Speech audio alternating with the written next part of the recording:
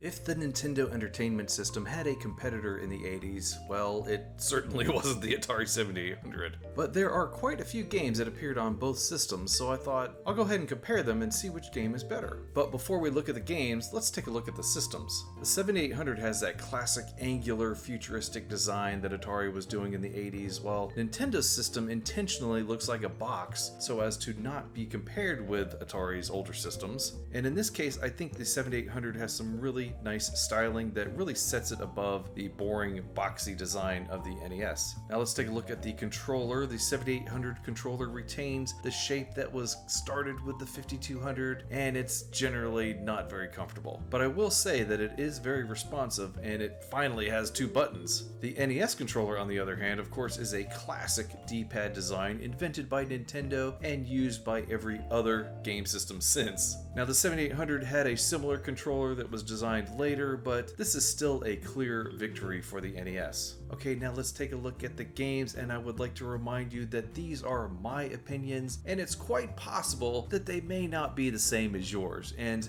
that's okay. Alright, let's get started with the games. Now I would like to mention that I am going to be showing some homebrews, because honestly there's just not enough 7800 games to match up with the NES, and there have been a lot of great homebrews lately, including this one, 1942. And what I like about this version of 1942 is that the graphics are very colorful, and the music is pretty good for the 7800, and the controls are nice, and the scrolling is nice, and I think this is a really good version of 1942. Now let's take a look at the NES version, which was released by Capcom. And in all honesty, this game is a little bit rough in comparison to the 7800 game, which of course this version of the game probably predates the 7800 homebrew by about 30 years. The graphics are okay, but they're a little bit rough, especially here around like this island and things like that. They didn't take the time to smooth out the tiles. Also, there really doesn't seem to be any music. It's just kind of this annoying beeping noise. So if I had to choose between playing the Atari 7800 homebrew or the original Capcom game for the NES, I don't know, I think I'm going to have to go with the Atari 7800 homebrew. It seems to be quite a bit more polished. So score 1 for the 7800 here. Alright, now let's take a look at Arkanoid, another homebrew for the Atari 7800. And again, this one has some really fantastic sound, some great graphics, some good gameplay, and it looks just like the original arcade game. And I've always really liked Arkanoid because it's kind of the evolution of Breakout. And, there's certain aspects to this game that are just more fun than Breakout. I love that there's a lot of different power-ups and things like that to kind of extend the interest in the game. But the homebrew Arkanoid for the 7800 is really, really good. So how does it compare with the NES version of Arkanoid from 1987? Well, really good actually. The NES game is also fantastic. The graphics are not quite as colorful, but I would say the sound is better, and the gameplay is just as smooth. It has all the power-ups and enemies, just like the arcade. And one obvious difference between the two versions is that the NES game is more of a vertically oriented game, whereas the Atari 7800 version is more horizontally oriented. So basically for the NES, I think they were trying to be a little bit more arcade accurate with the layout of the game, and I think that is a big advantage for the NES game. So, if I had to choose between playing the 7800 game and the Nintendo Entertainment System game, I mean, both of them are really, really good. They're both really fun. I would almost call this a draw, except that the NES seems a little bit more arcade accurate in that vertical orientation of the playfield. So yeah, both games are great, but the NES is a little bit more arcade accurate, so I'm going to give the NES the point here. Alright, next let's talk about Ballblazer, and this is a fantastic game from Lucasfilm Games. I believe this is their first game ever, actually. Of course, now we know them as LucasArts, I think. Are they still LucasArts? I'm not even sure anymore. But this game was created in 1987, and it's really a showpiece of what the 7800 can do. I mean, look at how smooth the scrolling is in this. It's amazing. But if you're unfamiliar with Ballblazer, basically your goal is to capture this plasmorb and shoot it in your enemy's goal, and it's kind of like a futuristic version of soccer, but you're in like little spaceships. The 7800 game has an advantage in that they use the Pokey sound chip to get better sound for the game, and you can tell the music is amazing in this game. But the graphics are good, the gameplay is fast and furious. I just can't get over how nice and smooth the animation is in this game.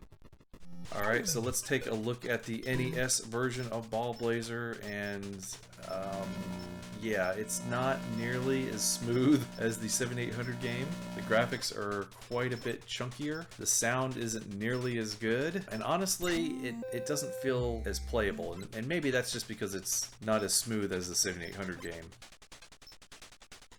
I think this is an easy choice between the 7800 and the NES here. The 7800 version of Ballblazer really plays to the strengths of that system, whereas the style of game is really a detriment to the way the Nintendo builds its graphics. So clearly the Atari 7800 version of Ballblazer is better, and we're going to give one more point to the 7800. Alright, now let's take a look at another homebrew called BonQ, which is very clearly a Q*bert clone. And as you can see, this is a really great looking version of Q*bert. The sounds are a little bit rough because I think the programmer is using the Atari 2600 sound chip, which is really not that great. But the graphics in this homebrew game are really, really good. They're very accurate to the arcade game. The sound is tolerable, I guess. The control is decent. I mean, everybody has trouble with the Q*bert controls because they're oriented kind of strangely. But yeah, this is a great version of Q*bert called BonQ. Alright, let's take a look at the NES version of Q*bert. And this is also a really good version of this game. The graphics look really, really fantastic. They're not quite as bright as the 7800 game, but still very good. So again, this is a tough choice between the 7800 and NES version of this game. They're both really, really good. The only thing that I would say is that the 7800 version's colors are a little bit nicer. But in this case, I think the winner is a draw because these games they're both fantastic.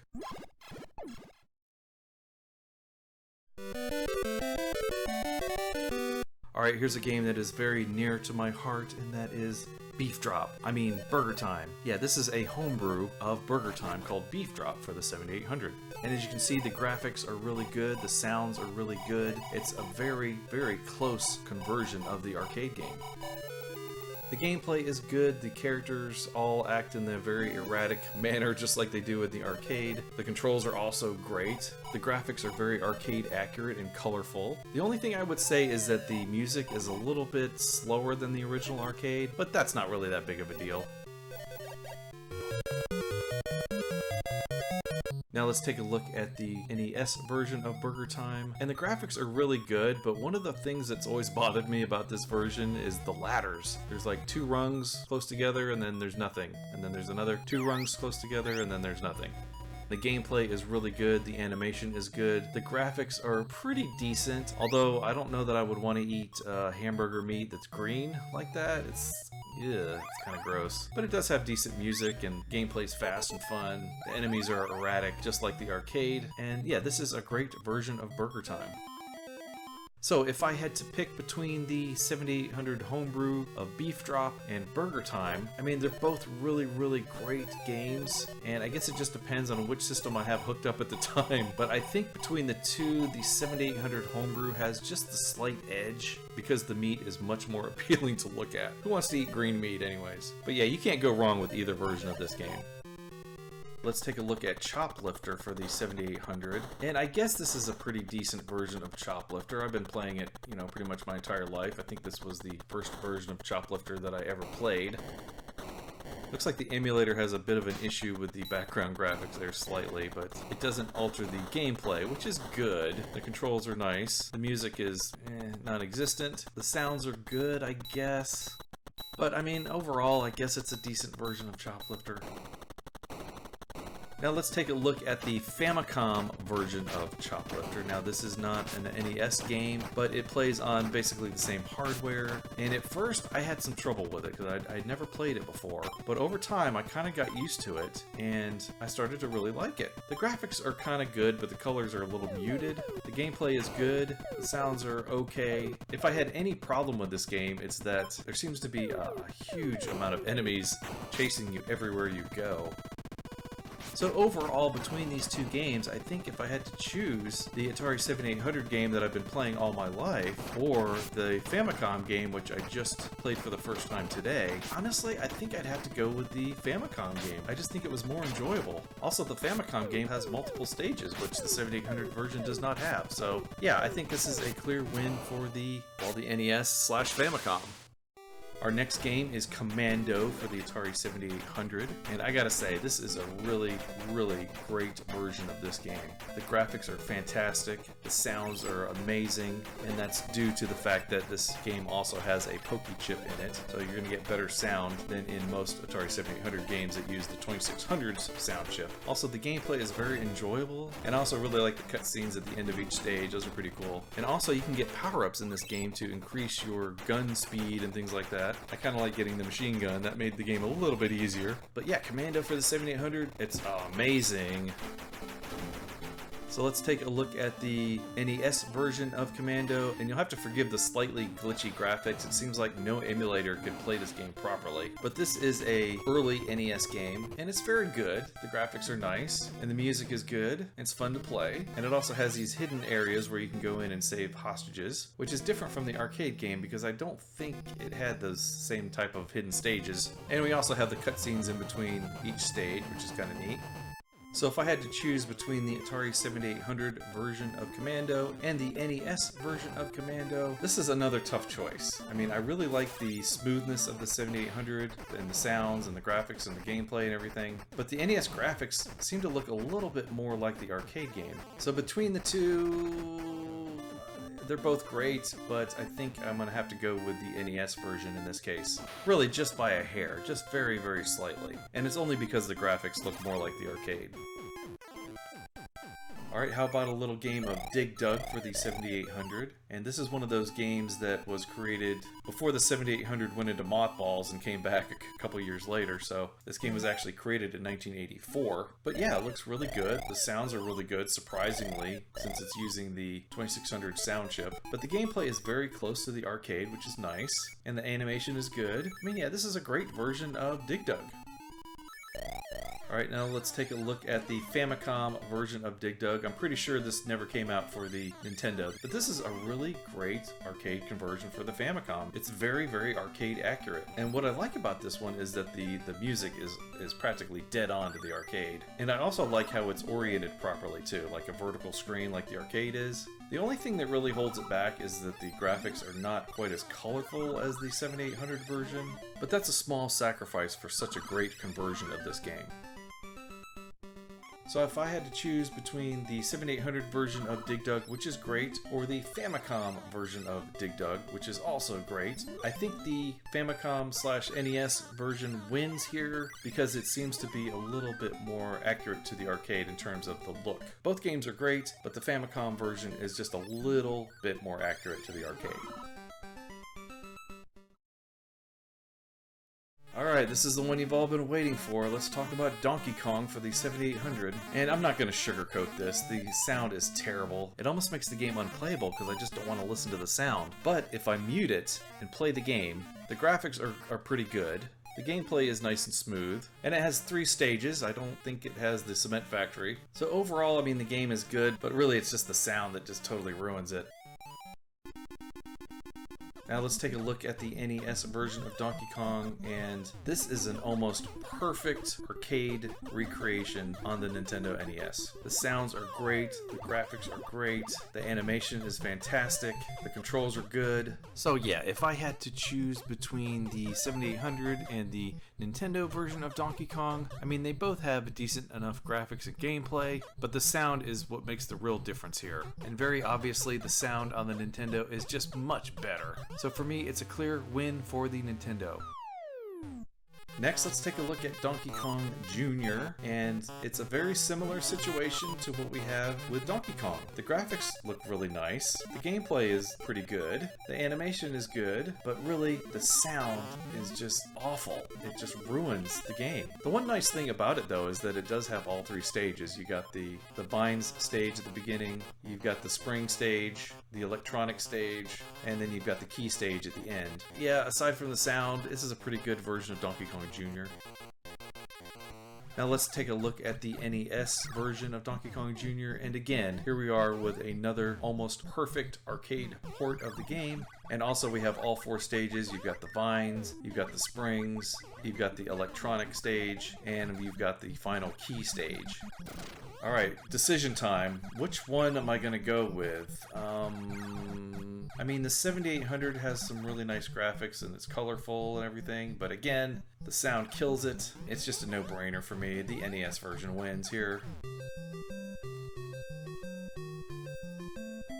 Alright, next we have Double Dragon for the Atari 7800, and I remember when this game came out, I was so excited for it because I thought, oh, this is going to be the best version of Double Dragon. So I rushed out and bought it right away, and boy was I wrong. But I still have that copy of Double Dragon in my collection, and I'm pretty proud to own it actually, even though it's not the greatest version. The background graphics are not too bad in the game, but the sounds are kind of iffy, and the character graphics are not really that detailed. And the AI is just absolutely relentless. You really have to do that elbow smash move over and over to get anywhere in the game, and it's really just not very enjoyable. Now Double Dragon for the NES, on the other hand, has really good graphics, really good music, good character animation. It's fun to play. Of course, the downside is that it's only 1 player, and I think the 7800 version is 2-player. But also in the NES game, you have to earn your special moves, which that kind of sucks. But overall, if I had to pick Double Dragon for the 7800 or the NES, I think I would definitely go with the NES version. I mean, I love that the 7800 version exists, but it's really just not that great of a game. Next is a homebrew game of Frogger called Froggie for the Atari 7800, and this is an amazing home port of the original arcade game. The graphics are dead on perfect, the sounds are amazing, the music is good. I mean, this is the Atari 2600 sound chip that's doing this. I didn't think this used Pokey sound, but I could be wrong though. This is a really fun version of Frogger, and I'm glad that it exists for the 7800. Now, believe it or not, there is actually a homebrew version of Frogger for the NES. It's called Ultimate Frogger Championship. The graphics are a little bit dull, but that's just a side effect of the NES's color palette. But the graphics themselves are detailed and animate smoothly. The control is good, and this is a pretty decent version of Frogger. However, in my opinion, the problem with the game is the music. It is nothing like the arcade. It's more of a remixed version of some of the classic songs and some new songs as well. So to me, this is a pretty easy decision. Do you go with the almost perfect arcade port, or do you go with the game that tries to update things just a little bit? And in my opinion, I'm going to go with the Atari 7800 version's perfect arcade port here. Nothing against the Ultimate Frogger Championship game. That's a good one too, and I really appreciate the effort, but I'm just going to have to go with the more arcade accurate sounding Froggie for the Atari 7800. Next is Galaga for the 7800, and I remember thinking how awesome it was going to be to have Galaga on this system because we already had Galaxian on the 2600. I thought, man, we got to have Galaga on the 7800. And this is a good playing version of Galaga. I always thought the animation of the enemies looked a little bit wacky though. Sometimes they don't move in smoothly like they should, but it definitely sounds good and plays good. However, there is one huge downside, and it's the graphics. Well, at least the graphic of your spaceship. It really looks nothing like the original arcade spaceship. But overall, this is a pretty good version of Galaga. Now, the NES version, on the other hand, looks almost exactly identical to the arcade, including your spaceship. I love how the enemies move so smoothly when they fly in, and the sounds are pretty much dead on to the arcade as well. And if I had to make a choice between the 7800 and the NES version of Galaga, to me it's not really a tough decision because the NES version is almost exactly arcade perfect in terms of the graphics and the sounds. The 7800 version is good and fun, but it just doesn't look the part. So this point goes to the NES. Next is Ikari Warriors, and of course this is a, well, in my mind, a pretty well-known arcade game. And the 7800 version has some nice graphics. Actually, it kind of looks similar to Commando, I thought. The sounds feel a little bit weak, but I do like the graphics at least, and it plays well. But I would say it's a pretty good version of Ikari Warriors. Alright, let's take a look at the NES version, and it's also a pretty good version of the game. The graphics are pretty detailed, and the sound is good. The controls are a little bit wonky in the sense that you kind of walk around in a circle in order to move, which I think what they were trying to do is make it kind of like the arcade where you have a twisty joystick, but I'm not really sure that it works here. Of course, the downside of any of these Ikari Warrior games is that they just never seem to end. They just go on and on forever. So now it's time to choose the 7800 version or the NES version of Ikari Warriors. And I don't know, I've never really been a big fan of this game on either platform, but I think the controls are a little bit better on the 7800 version, and also the graphics are a little bit more brightly colored. I don't know, I think in this case I'm going to give the point to the 7800. So Joust is our next game, and it is one of the greatest arcade classics in history. It's probably been ported to every video game system ever, and the 7800 version is one of the best home ports ever created. The graphics are perfect, the sound is great, the control is smooth as butter, and yeah, I just love this version of Joust. Then we get to the NES version of Joust, and as you can see, the animation is just a little bit choppy, and believe me, that is very noticeable when you're playing the game. It's almost like your ostrich is just moving in different frames. Also, the colors, again, are kind of muted on the NES. I mean, overall, it's a pretty decent version of Joust. But if I had to choose one version of Joust or the other, to me it's pretty clear that the 7800 version is better because of the number of colors, the smoothness of the graphics, and the absolute perfect control. So this is a point for the Atari 7800. Alright, next is one of my most reviled games on the 7800, and that's Karateka or Karateka or whatever. The biggest problem with this game is the controls. They just make absolutely no sense whatsoever. I think you push up to get into fighting stance, and then one of the buttons does the kick, but then you have to push right or down or something to do the punch. It's extremely confusing. I don't understand why you can't just push down to get into fighting stance and then use the two buttons to kick or punch. And not only that, but the graphics are kind of boring. There's not a lot going on in this game, except me getting punched in the face all the time. So going into the NES game, I thought, oh man, here we go again. The controls are going to be just as bad as the 7800 version. And to my amazing surprise, they are nothing like the 7800 version's controls. All you have to do is use the buttons to punch and kick. It's so much easier. And you can move your character back and forth to avoid the enemy. It makes a heck of a lot more sense. I mean, it's still not a great game in terms of graphics, but at least it's got some decent animation and kind of a storyline thing going on as well, which is kind of cool. So to me, this is not a difficult choice. If I had to pick the 7800 version or the NES version of Karateka, I'm definitely going to go with the NES version. In fact, this version was actually fun. I enjoyed it, and I honestly never thought I would enjoy a game of Karateka or Karateka. Next, we have one of the final games for the Atari 7800 that was released commercially, and that's KLAX. And this is a pretty decent version of KLAX. I don't know if KLAX was released just in Europe. I don't ever remember seeing an American version of this game. But either way, this is a pretty decent version of KLAX. The graphics are nice, the sounds are good, it plays well, and the colors are vibrant. So yeah, this is a good version of KLAX. Then we get to the NES version, and immediately you can see that the perspective of the board is quite a bit different than the 7800 game, which I think is nice because you can see more tiles down the platform. Anyway, the graphics are decent, the sounds are good, but this version definitely suffers from a lack of color. It's very bland when you compare it to the 7800's color scheme. Also, the NES version has some voice in it, which I don't believe appears in the 7800 version. So which version am I going to pick between the 7800 and the NES game? That's going to be a tough choice. The sounds are better on the NES, but the graphics are better on the 7800. So I think in this case I'm going to go with the NES version because for some reason, even though the graphics are really good on the 7800, the presentation doesn't feel quite as nice. The 7800 version almost feels like it's an incomplete game. Alright, next we have Kung Fu Master, which is a classic arcade game. To be honest, I don't think I've ever seen this in the arcade, but the 7800 version has some really nice colors and some decent animation and graphics. The music is okay, but the sounds are a little bit grating. I don't know that that actually sounds like a punch sound effect. Also, the controls are really nice in this game, but you definitely don't want those guys to touch you because they'll just grab on and never let you go. Alright, then we have the classic NES black box game Kung Fu, which also has some really nice graphics and sounds, and it controls well.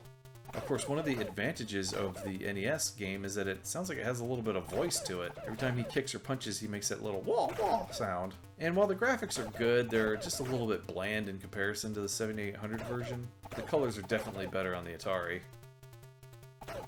So my choice for the best Kung Fu game between the 7800 and the NES comes down to the gameplay. And I think the gameplay on the NES is just a little bit more refined. So the NES version will be my choice here, but the 7800 version is really good as well. It definitely has the advantage in the graphics department. Okay, next we have Mario Brothers, which is yet another Nintendo game that appeared on an Atari console. And like Donkey Kong and Donkey Kong Jr. before it, this game has nice graphics and decent controls and good gameplay, but the huge downside is the sound effects. They're just awful. I mean, sometimes the music doesn't even make sense. But if you play it on mute, it's not a bad game. Now let's take a look at the NES game, which, like the other classic Nintendo games, is almost a perfect arcade conversion. The graphics are virtually dead on to the arcade. And it plays just like the arcade as well. And of course, it sounds like the arcade, which is a huge selling point when you're comparing it to the competition. So while I think the 7800 version has nice controls and nice graphics, my choice for best Mario Brothers game is going to have to go to the NES. It just plays smoother and has better sounds. Alright, here's Ms. Pac-Man for the Atari 7800, and this is one of the best home conversions of Ms. Pac-Man there is, and I'll tell you why. It's because it was coded by GCC, the folks that actually created Ms. Pac-Man in the first place, and they are also the folks that created the 7800, so they would know the ins and outs of their own system. So back to the game, of course the graphics are dead on perfect to the arcade, the sounds are good, and even the controls are just spot on. Again, one of the best home ports of Ms. Pac-Man. Then we have the Nintendo port of Ms. Pac-Man by Tengen, and this is also a really good home port of Ms. Pac-Man. And I don't know if this is a downside or not, but the screen scrolls up and down, which I guess makes it more arcade accurate in terms of the number of pixels, but to me it's kind of a distracting way to play. Also, while the graphics are pretty good, the colors again are a little bit muted, but it plays well, it controls well, it looks good enough. But if given the choice between the NES Ms. Pac-Man or the Atari 7800 Ms. Pac-Man, I think I would be drawn to the 7800 version instead. And this might be my bias showing in the fact that I've been playing this version of Ms. Pac-Man for so many years. But I just feel like I'd enjoy playing a round of Ms. Pac-Man on the 7800 more than on the NES. And yes, I'm very well aware of all the different options that the NES version has. It's just my feeling that I would enjoy the 7800 version more. Next is one-on-one basketball for the 7800, and I remember playing this a lot back in the day, but for some reason I can't remember the controls. I remember I was able to turn around and like back into the basket and then twist around in midair and shoot the ball, but for some reason I couldn't do that through Pro System. But this is a pretty fun game. It's got some neat graphics, and if you slam dunk enough times then you'll break the backboard. That's pretty cool. I wasn't able to do it here, but it's still something that exists in the game. Then we come to Jordan vs. Bird one-on-one, and this one's got some good graphics, some kind of annoying music. The controls are still a little bit confusing to me, and also there's a few other options in the NES game, like a shootout mode. So if I had to choose between these two games, honestly, I probably wouldn't play either of them. I'm not really a big fan of this game anymore. I much prefer NBA Jam. But if you forced me to choose between these two, I guess I'd have to go with the NES game. It seems like it has more features and better graphics. Next is Pac-Man, which is a homebrew on the 7800, and I'm playing it here through the Pac-Man Collection, which is a really fantastic compilation of Pac-Man games. But in this case, I'm just going to play regular Pac-Man, and this is a pretty dead-on version to the arcade game. In terms of graphics and sound and gameplay, it's just about perfect. And then we have Pac-Man for the NES, which unlike Miss Pac-Man, it's all on a single screen. It doesn't scroll. I mean, the graphics are good enough. Again, the colors are a little bit flat, but it sounds good and it plays good. So I would say this is a very competent version of Pac-Man. In fact, I think this is the version of the game that appeared on the NES Classic. So if I had to choose a Pac-Man game between the 7800 and the NES, like Miss Pac-Man, I feel like I would go with the 7800 version. I just feel like the colors are better and the gameplay is just as good, so why not? I'm going to go with the 7800 version in this case. Next on the list is Popeye, which is a homebrew game for the 7800, and I've talked about this game before, and it's incredible. The graphics are really fantastic, the gameplay is great, the music is great. I mean, this game blows me away, honestly. It's so good. Now, I am playing the demo here, which makes it very challenging to get to the third stage, but I was able to get to the second stage, and that looks really good too. I'm really impressed with the amount of effort that was put into this recently released homebrew. Then we have the Nintendo Entertainment System version of the game, and it's also a great version of the original Popeye arcade game. The controls are good, the graphics are great, the sound is good. It's almost a one-to-one copy of the arcade game. Of course, there are a few minor differences here. The graphics are not quite as colorful, and there's a ladder that extends all the way down to the second level there, but I guess that's to make it easier for you to climb up, which you're not supposed to be able to do that, so it's not quite like the arcade. But it does have all three stages, which is nice, including the ship stage, which has always kind of been my favorite. The NES version of Popeye is really good.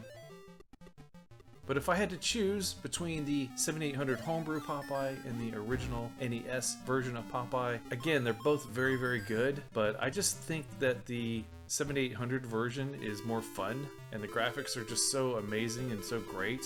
I'm gonna have to give this one to the 7800 homebrew version of Popeye.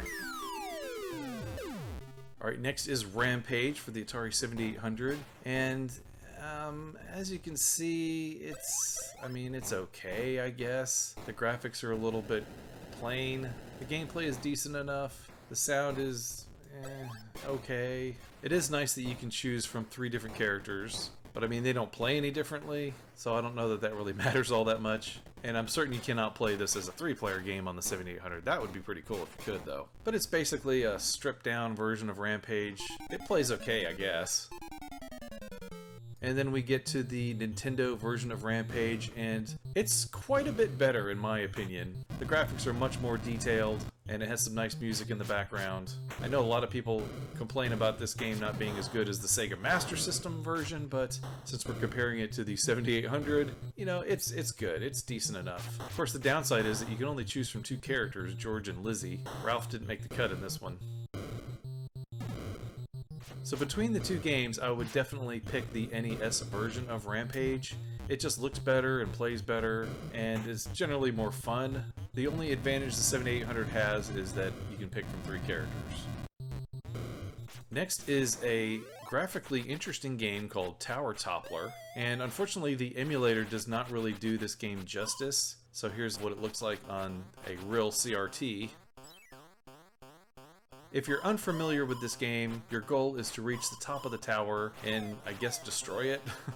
And you play as this little frog guy. But the sounds are pretty good, and the graphics, as you can see, are very interesting with that rotating tower. And the controls are fine. And with the 7800 version, I really like the in-between bonus stage where you shoot at fish. It's kind of neat. Don't really look like fish to me, they look more like shrimp. But I like this stage because of the parallax scrolling, it looks pretty cool.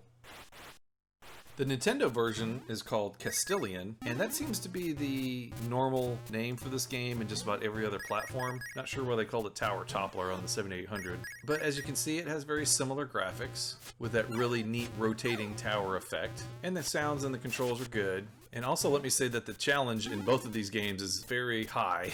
I don't think I've ever been able to get past Tower 2. It's a very challenging game. So if I were to choose between Tower Toppler on the 7800 and Castelian on the Nintendo Entertainment System, I mean, they're basically the same game. I'm not really sure one has a significant advantage over the other. And I'm tempted to call this as a draw, but I think the NES game just barely edges it out, mostly for the controller itself. But really, for both of these games, you just can't go wrong. Either one of these games is great.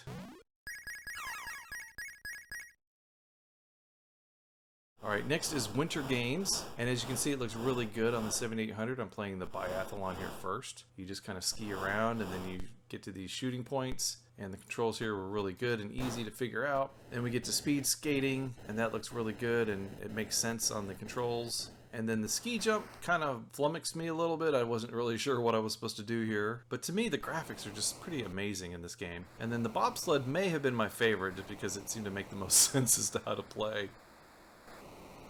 And then I tried the NES version of Winter Games, and the graphics are pretty good, but I wasn't able to do the hot dog aerials thing at all. I just crashed every freaking time. Speed skating looked pretty good, and it played fine. And then we get on to figure skating, and this event just totally does not appeal to me at all, and I couldn't even figure out what to do anyways, and the graphics are lame. Then we get onto the bobsled, which the graphics look really good, but the controls didn't make any sense at all, especially compared to the 7800 version. So for me, this is going to be an easy choice between the 7800 and the NES version of Winter Games. The 7800 version is a far superior game. It has more events, it controls better, it looks better, it sounds better, surprisingly. I found the sound and music in the NES game ear grating, so I appreciated the 7800 sound quite a bit more. So yeah, the clear choice here for Winter Games is the 7800 version. Next is the Bally Midway Classic Xenophobe, or at least the game that they've tried to make a classic over the years. This is another one of those games that just appears on everything. But the 7800 version here is really good. It's really fun, and it controls well. It's got some nice graphics that are very colorful. And since I don't have any friends, I wasn't able to play it as a two-player game, but I think you can play it as two-player. The only downside I would say for this version of the game is that you can't choose a character, you just get this one guy. And it's one of those things that doesn't really matter that much. I mean, all the characters play the same, so who cares? But Xenophobe for the 7800 is a really good home conversion of this game. Then we get to the NES version of the game, and wow, I mean, the graphics are just so bland here, and the sounds are pretty awful. But one of the things that you cannot tell from this video is that the controls are bad. They're so bad here. You have to push a button to actually duck down, instead of just pushing down on the control pad. That seems like it would make more sense to me. So to me, the NES version is really a lackluster effort here. I feel like they could have done a lot better, but they were probably in a rush to slap this game out. So that makes this decision really easy. The 7800 version of Xenophobe is a better game. It looks better, it plays better, sounds better, and most importantly, it controls better. And finally, we have Xevious for the Atari 7800. And I remember when this game was being advertised, I thought, man, that's so cool that we finally get a new game for the 7800, because previously it was all rehashes of, you know, Miss Pac-Man and Centipede and Dig Dug and Donkey Kong Jr. They're just a bunch of rehashes that we've played a dozen times before. So when Xevious was announced, I was really excited for it. And this version of the game has got some good graphics, they're colorful, and the music is nice considering that it's the 2600 chip doing it. You actually can fire separately. I don't know why the emulator won't let me do it here, but with the 7800 controller, one button fires the cannon and the other one fires the bombs, so you can shoot independently. The only thing I never cared for in this version of Xevious is that it seems like your target that's in front of you is not far enough away. It seems like it's too close. But otherwise, this is a really good version of Xevious. Now let's take a look at the NES version of Xevious, and it's also a really good game. But one thing that surprises me about this is the way the graphics are built. They're very angular, they're not very smooth. Seems to be more like a stylistic choice. And maybe they were trying to mimic the design of the arcade, but to me it just looks rough. But the sounds are really good. That mimics the arcade very closely. And the controls are good, and I like the fact that your target is quite a bit further out from your ship. And generally the ground graphics look nice, but they're not very detailed. They're kind of plain. In fact, a lot of this game almost looks like it could have appeared on the 2600. So overall, which game would I pick? The 7800 version or the Nintendo Entertainment System version of Xevious? Again, tough choice here. Both of these games have their strengths and weaknesses, but in this case I think I would have to go with the NES game. The graphics are not quite as detailed, but it seems like your field of view is quite a bit further than the 7800 game.